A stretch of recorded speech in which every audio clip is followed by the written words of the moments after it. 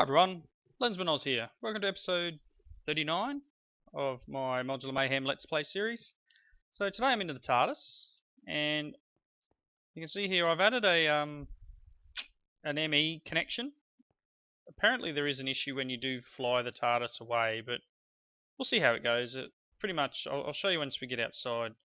I've connected the ME cable up to the landing pad for the TARDIS, so that any of these roundels inside, I can add the ME upgrade and can add any connection. So this is connected to the system back in the base, and can see everything else that everything that any of the other panels can see. So you can see all the items in there.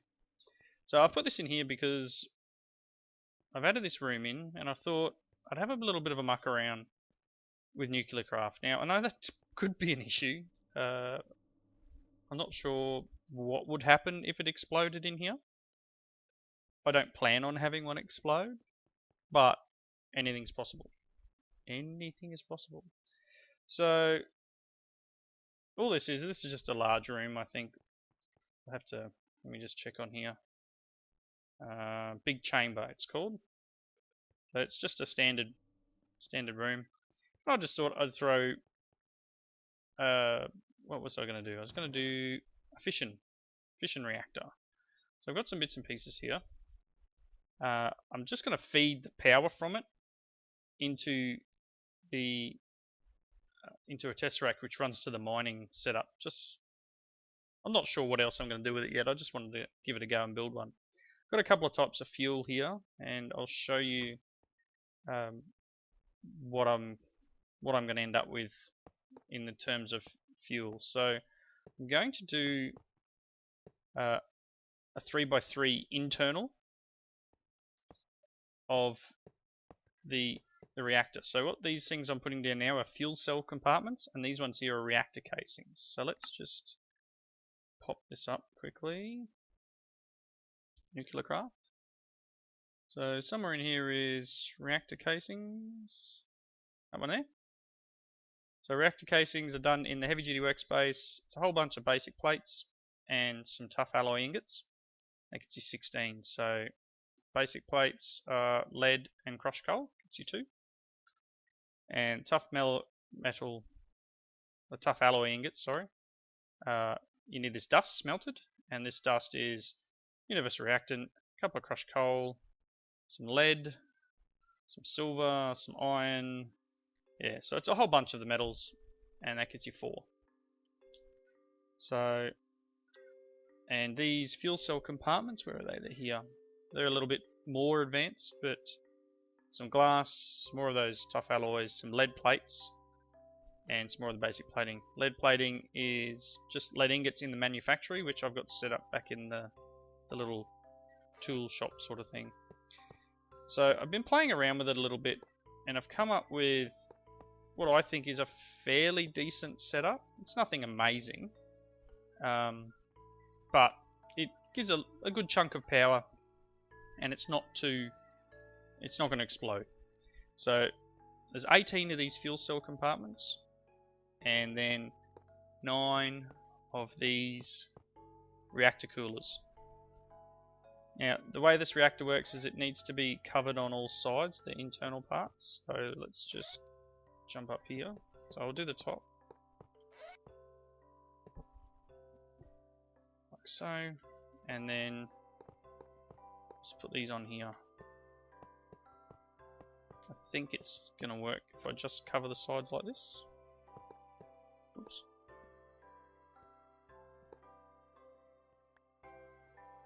Like so. And then on the front. Now I'm not sure if I can just get away with putting this controller down. Okay, it says casing incomplete. No, I think I need to do this. Is that enough? Oh, and for this one, because a standard reactor, I'm just going to try something quickly. A standard reactor doesn't need, it's generally a 1x1.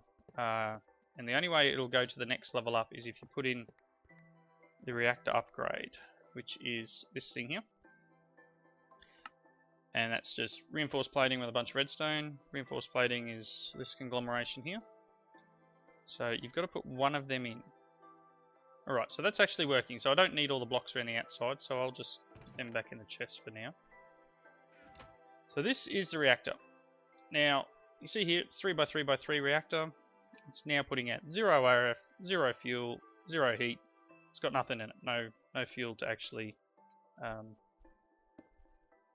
to put out, to use, no fuel for power, sorry. Put this tesseract down. It's already set up for miner transport. It's already set up to send only energy. So let's see if I can just put that next to it. I'm not sure whether I need to put a cable or not. So here's the deal.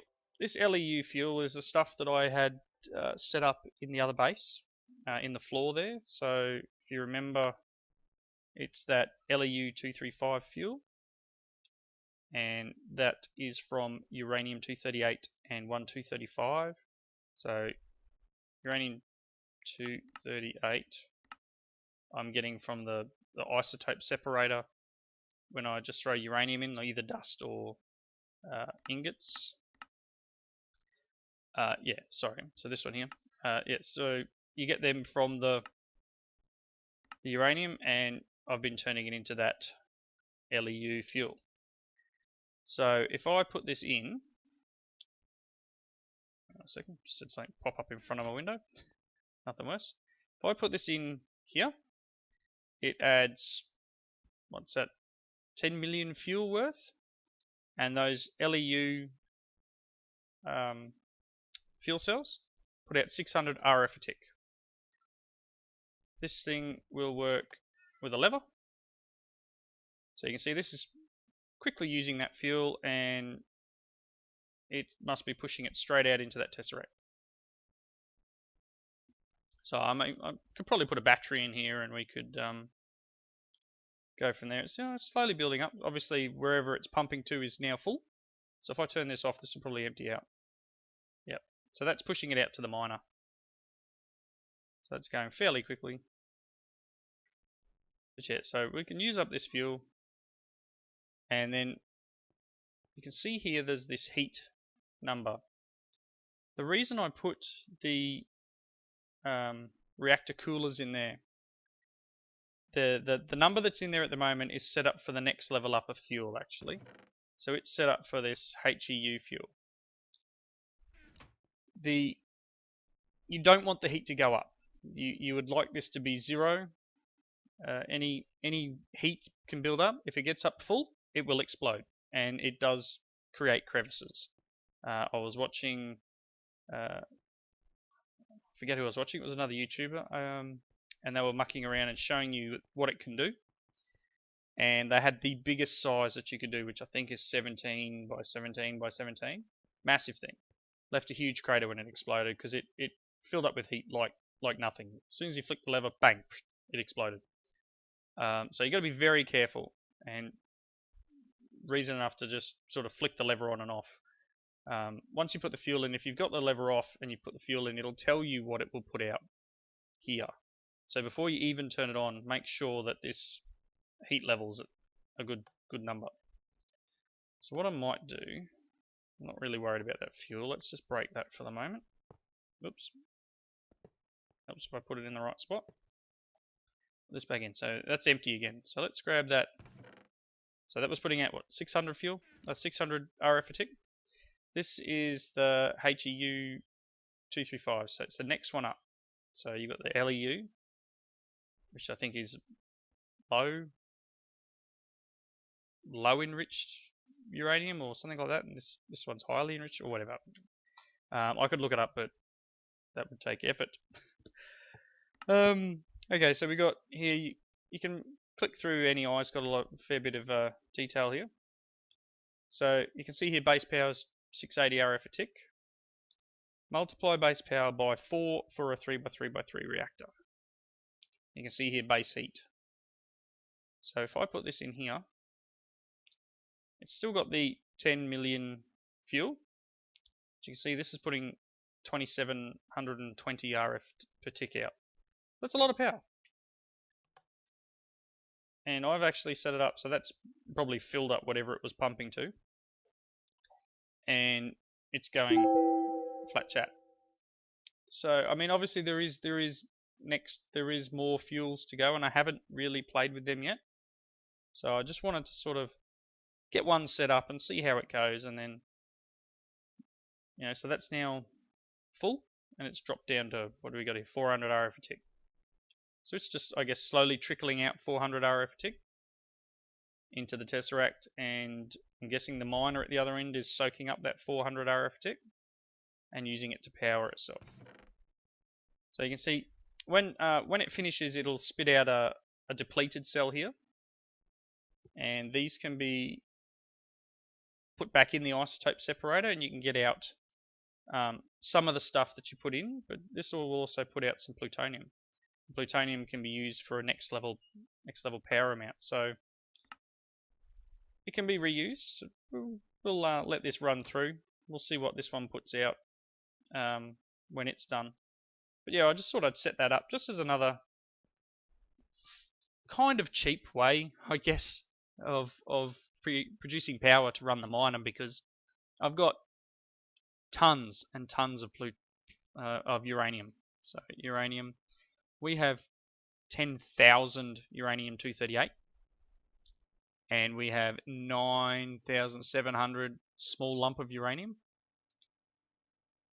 So we've got a lot, and I've set it up to craft the 235, which I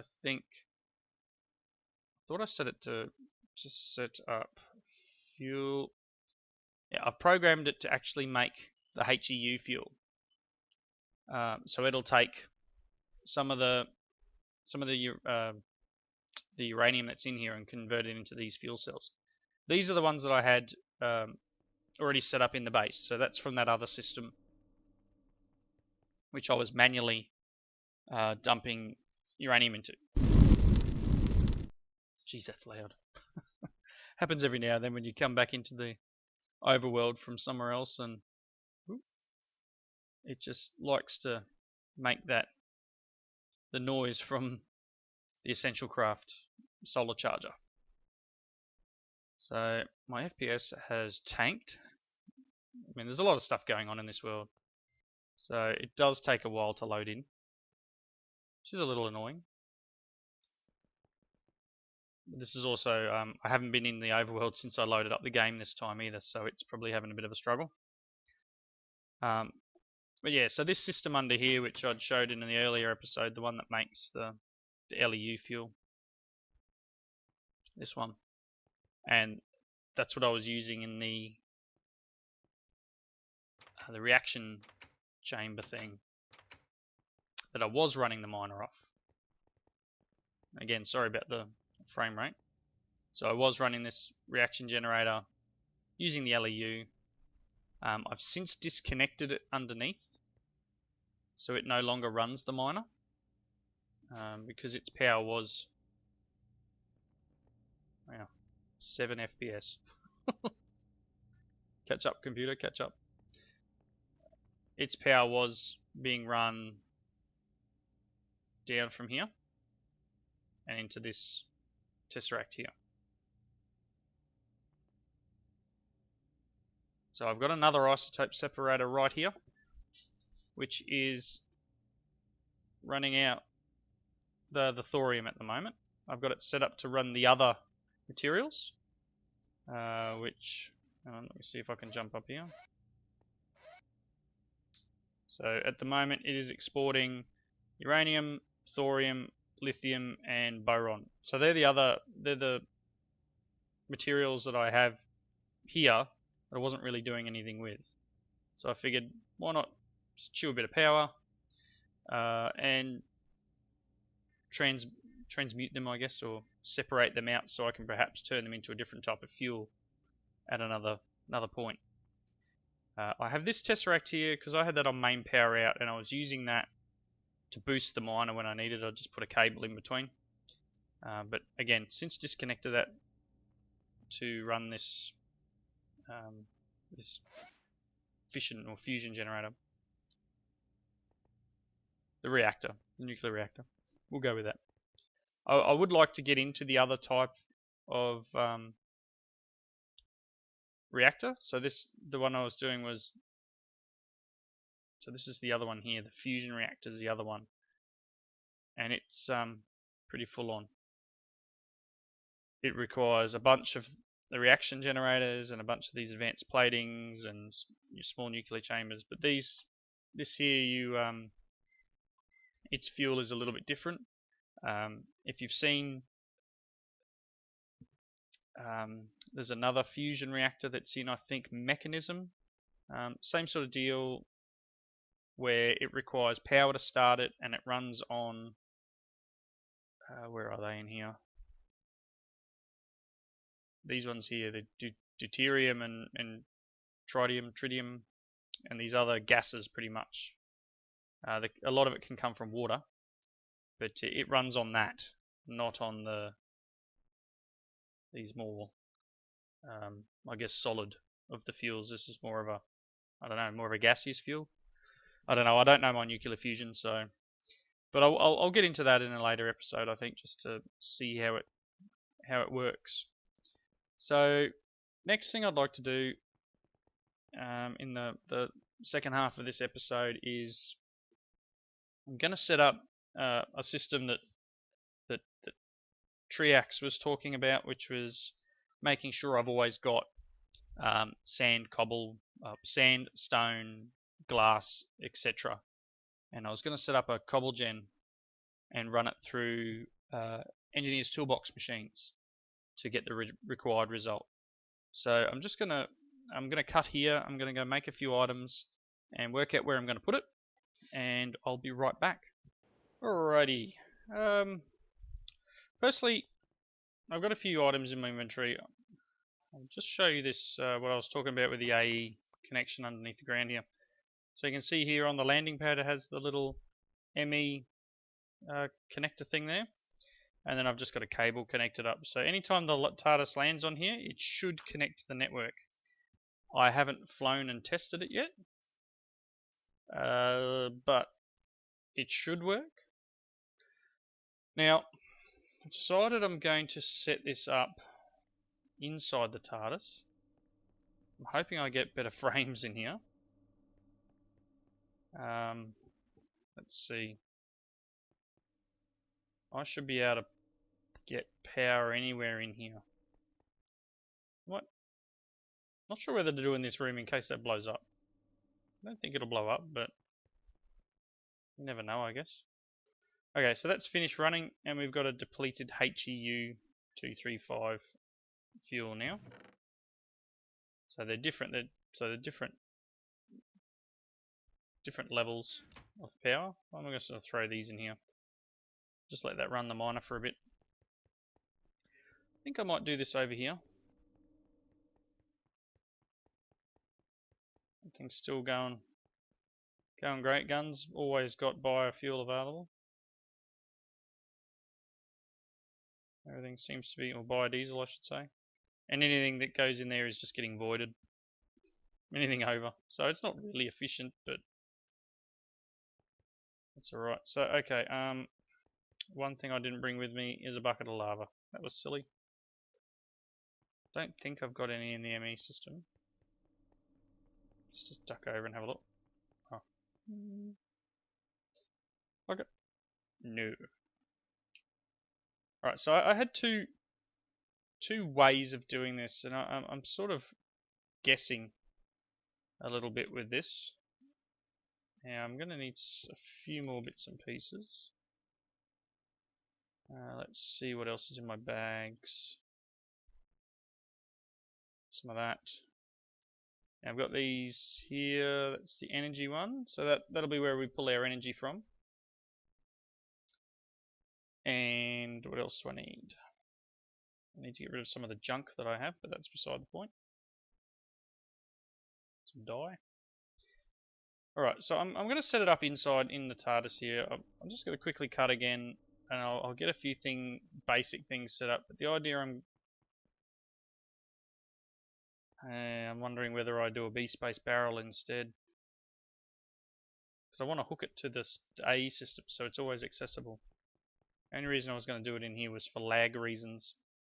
I'll have a bit of a think about it, and I'll be right back. Okay, I'm back. It's a little bit later on. I had an issue. I've moved it out of the TARDIS. I have this crash that happens whenever I go into the TARDIS, and it's something to do with Galacticraft. And I'm not sure what. At first I thought it was the not that one. I thought it was the sound muffler thing, but I really have no idea what it is, and it's just something to do with in the TARDIS. It's a bit weird. So yeah, I pulled it out, put it in here, and this is what I'm gonna try and get set up. I'll explain roughly what I've got done here. There's only one bit I'm not sure of whether it needs power, and that's this one. If it needs power, I've got an input. I might put one on it anyway. Actually, I've got to put this input on here. I might get one input anyway. But with Engineer's Toolbox, it's kind of hard to get things set up because they are modular and you can put things on each side. It's easier if you sort of stick it on the wall like I have here, attach the bits and pieces you need, and then place it. So the way you attach the bits you need, so in the case of this one, let's do one that isn't too hard to muck around with. We've got an item output here. If you want to remove it from the block, you just right click. If you want to add one to the block, again, just right click. And so this is an input, this is an output. This one here is honestly just splitting items. I've got items going in and it comes out the top and out the side. I'm hoping it does what I want it to. That thing I just put on is a kind of an inventory viewer. Wherever that went. There's the item output. Okay. There it is. So this here is like an interface. It just shows you what's in each inventory and you can switch between them. The socket remote is required. Now, not sure if doesn't want to show an inventory recipe for it. Remote. So the socket remotes, end-of-pill, electronic circuit, blank module. So they're all fairly simple things to use. But what I've got here, this one here in the corner, behind here is a lava source. And on the side of this block is, let's just see here, I'll bring it up, lava. This one here, a lava intake. If you hold shift over it, tells you about it. So it says adds cobblestone to configured inventory when adjacent to lava. So I put the lava thing on, I've configured it to inventory slot 1, which is the little green dot. And you can see here, you can actually change between inventories. I'll do it here. You can see the green box changing. So I've got it on inventory 1. So this pulls the lava in and then puts any cobblestone in inventory 1. So in this case, it's outputting in both sides. So what this one here is a furnace with an input here, and on the top you've got this yellow one, which is a machine output. It's different to the item output. Machine output generally comes from something like a furnace or a crusher or something like that. So you can't use an item output, it's got to be a machine output. So, bit of lag. Once you've put all your pieces on, you can shift right click and you'll be able to pick the block up. So in the case of this, I've got this Cobble Generator working. I don't think it's very fast, but I'm not sure whether you can speed it up, but that's not the name of the game for this one. This is basically just a thing to top up my inventory, top up my the stuff that I have on hand. So if I put this set of drawers on top, it should start filling with stone. Now, as I said, it's slow, but it'll get the job done. So that's just pulling cobble from there into here, furnacing it up, spitting it out the top. Very simple. So the next one I've got here is this one, which is a crusher. Got an item input set to number 1 on the side. It's going to pull items from inventory 1, and the machine output, I think I've got to put on number 2. I think it's number 2. In the bottom of each of these is the energy acceptor.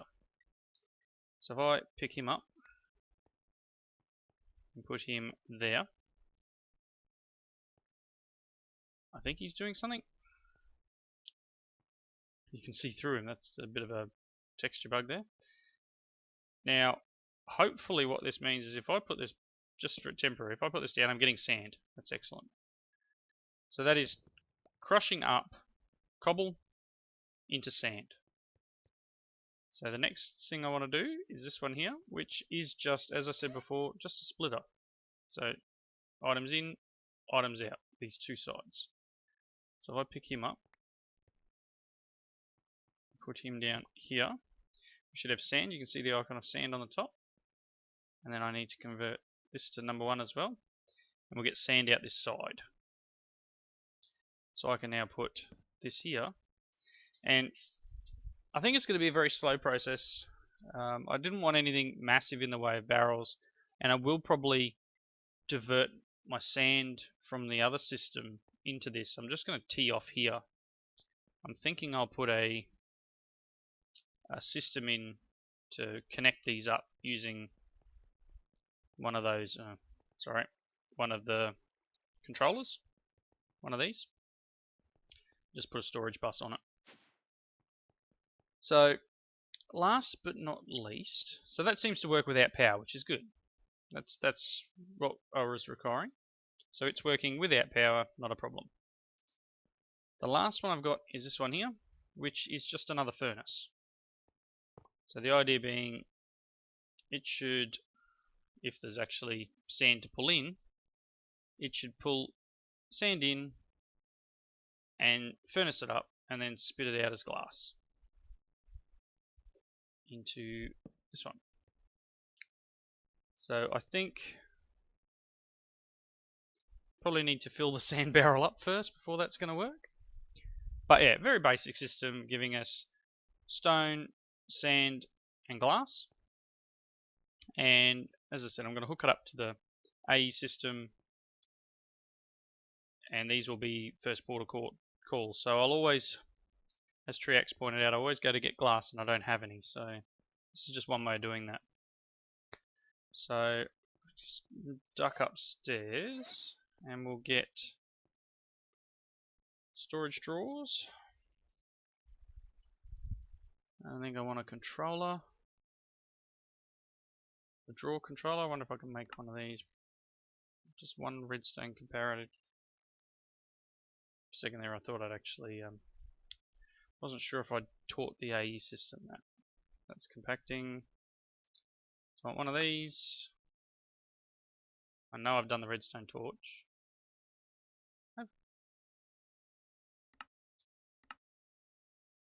Right, 2 comparators. That gives us another drawer controller. And that uses that last drawer that I had. And one, I'm not sure if I can use the slave. Might be a way of doing it. Because obviously at the moment, let's just duck downstairs. I may move the stone one. So if I put a controller here, it can't see this one because it's not touching. Which is a bit of a bummer. I could probably put that slave thing in the corner, which might work. Let's see. Oh, there we go. Falling down now. Let's make that slave. So I'm going to need 2 more comparators. I'm going to need 6 of these.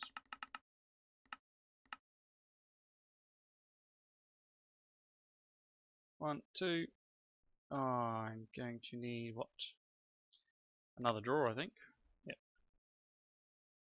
Let's just make wood. A bit of wood here. That'll do. Not really worried about what sort of drawer it is. Let's make the slave. And that should make it so that I can put this in the corner. And this should now see all of them. So, as I said, I'm not sure how to make these any faster. I don't know if I can. It's just sort of slowly ticking its way through. And one of the things you can do is you can select this onto the inventory and you probably see it pop through. Maybe not, maybe.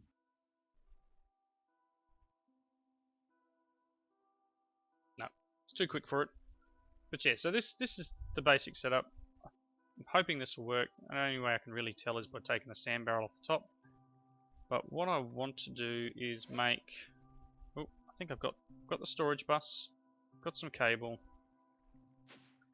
If I now come down here, place this on top. Gonna have to move that torch. Put it there, I guess. And then just grab some cable.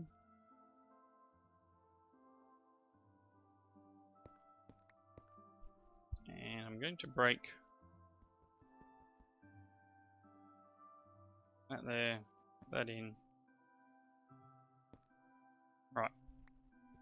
So that should be now hooked up to the AE system. And we should have stone.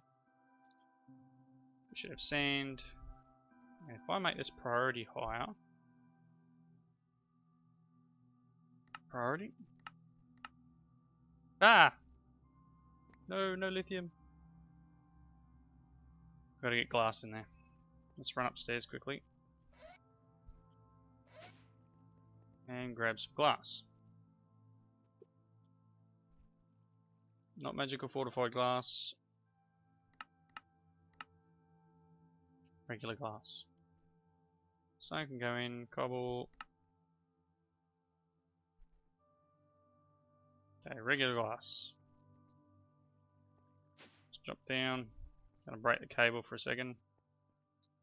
So wow, that just sort of absolutely nailed through that, didn't it? Some glass in. Let's find my key. Not that bag. Grab my key. I'm gonna lock the drawers. Done. So now I can put this cable back in and it won't dump anything else in there. But what we can do is any of the stone that's in the system. Stone. Throw that in there. Throw that and that. So we've got 1140 stone. So the problem I've got is that there's some over here. I probably need to unlock its drawer. Is that one stone? Yeah, that one's stone. If I unlock you, maybe let's see. Can I pick it up? Will a dolly pick it up? Yes. Alright, so that's this stuff. We can head on downstairs here. And this doesn't hold a heap. And I'll probably have to get some upgrades onto this. Let's just have a quick look here. There's no upgrades in here, but it's got 1060 in it. So let's just make a mess. None on the ground. Awesome. Let's grab one. Fill in that hole. So that's just a basic little automated system. Nothing too fancy. It's, as I said, it's very slow. But hey, look, you know, it'll keep us going. I'm not always requesting glass and stuff. I'm sure if I actually now come in here and say I want 10 glass, I guess let's take the 10 out. Let's craft another 10. Oops, Helps if I actually say yes.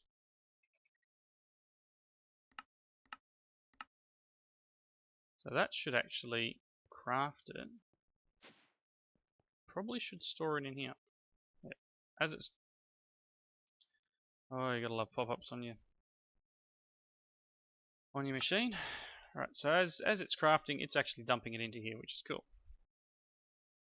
So I should now be able to go, yep, I got rid of all that stone, got rid of the glass. Everything is good. So the only other thing I need to move now is sand. What do we got here? Sand. I think I'll have to unlock that one actually. And we'll just fill it full of lithium. Whatever works. I don't think that one's a void one. No. So now, all this sand that I've got in my inventory should be able to dump in, and it'll go downstairs. Cool. So, I think that's the, we'll call that the end of this episode. I hope you enjoyed watching as always.